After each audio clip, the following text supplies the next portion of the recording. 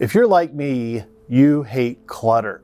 I find that most project managers like to be neat and organized and to quickly find information that they need. Well, I want to talk to you today about creating an efficient environment to be more productive. I'm Joseph Phillips, the Director of Education at Instructing.com. I want to encourage you, if you like this video, to give me a like and to subscribe and click that little bell icon so you never miss a video like this. Let's talk about now allowing yourself space. At your desk, you want to create a clean, functional workspace. And that also includes your computer space. I meet people sometimes, you look at their desktop and they have 100 different items on their desktop. Maybe that's you. I know that's my brother. And then it becomes impossible to find anything that you're looking for. So when we think about creating a clean workspace, not just the physical environment, but also your digital environment. So we want to have a functional desk space and functional file space, or your digital space. Non-functional computer space, those knickknacks and headphones and all these different gadgets and paper on your desk, obviously that's clutter, and that just slows down your system. Your system being how you go through an efficient workflow.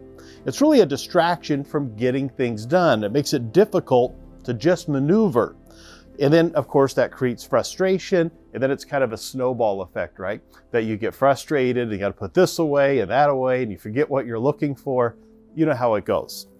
So it really just takes us away from productivity. So that non-functional office space, so if you're working from home or you are in a cubicle or your office somewhere away from your house, you want it to be functional as well. You want it to be comfortable, have the right lighting, have the right environment, but you want it to be clean and efficient. So a non-functional office space is really a demotivation. You ever know someone, I won't say it's you, but they go into their office and it's just overwhelming with stacks of paper and clutter, and there's like hardly any room to move the mouse or get to the keyboard, and their chairs covered in things. Obviously, that's not going to be very motivating, and it's going to be a real distraction from what's important to get things done.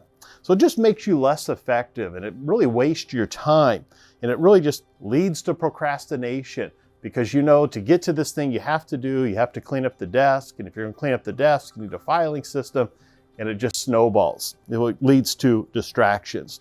So what we want to do is to get rid of items that you don't need. So get rid of them. Find a place to store those away, to file those away, or throw them away.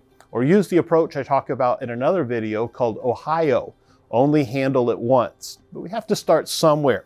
So you just have to dig in and get rid of items that are a distraction. This will take some time if you've got a lot of things to sort through, but it's a really productive activity. Maybe just go ahead and slot a couple of hours a week, or maybe the first week you need a couple hours, and then get on a regular routine of maybe every Friday you clean up your desk and get ready for next week.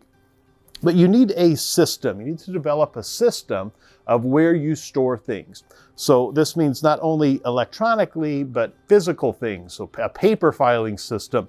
So you think about your calendar and your organizer and your journal as you're working towards your goals. You want everything to be organized and in its place. To be done efficiently, we have to begin by being effective with how we store information.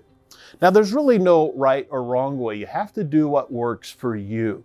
You have to find a way that works for you. So try new things. There's all sorts of different techniques. You can just Google, how do I get organized? All sorts of different techniques. But find one that's simple, that makes sense for you, and that you can implement quickly.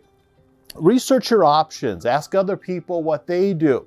What I do is at the end of every week, I clear my desk and I'm ready for next week. When I end my day, if there's a lot of clutter on my desk, I'm going to take just a few minutes and tidy that up and get ready for what I have to do tomorrow. So you want to be smart and do this a little bit every day, and then you'll quickly become more organized and more effective.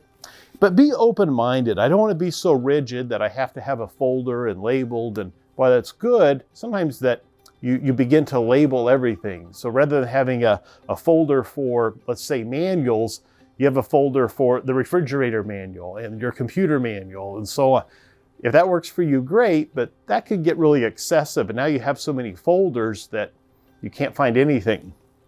But choose what you're comfortable with and accept the idea that change is good, that you want to make a change to be more efficient, to be more effective. That will help you become more productive. A lot of this begins, though, with the mindset of changing your mindset, of being organized, of being productive, of being efficient, and being willing to do the work to become that way. And it takes time. You ever clear your desk and then a week later it's mounds of clutter again? Well, it takes time. You have to stay after it and do a little bit every day. One way that we can do this is to set up a system.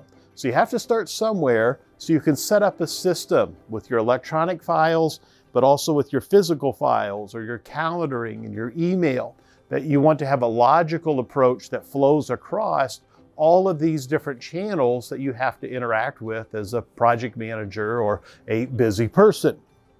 Electronic files, one of the things that I like to do is I create big folders for each project. So I have a folder and everything related to that project goes in that folder.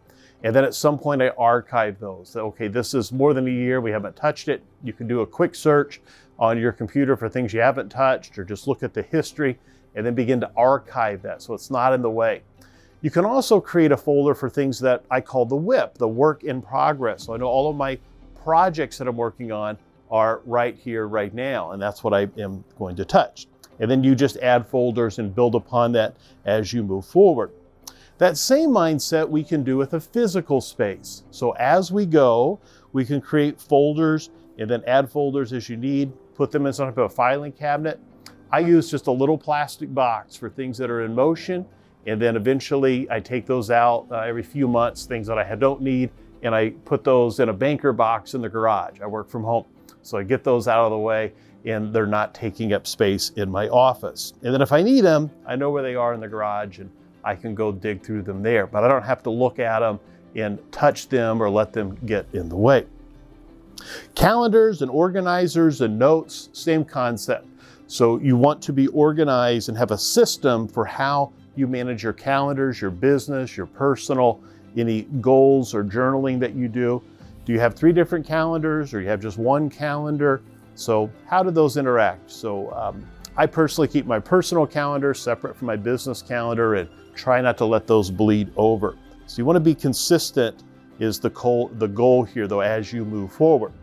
So those are just some quick tips on how to become more organized and more efficient. I think that's something that we can all become better at. And as we start any month, whether it's the new year or October, this is something you can start right now today and to become more efficient in your work. Thanks for your time and subscribing to our channel. I have more videos like this coming up. In the meantime, keep moving forward.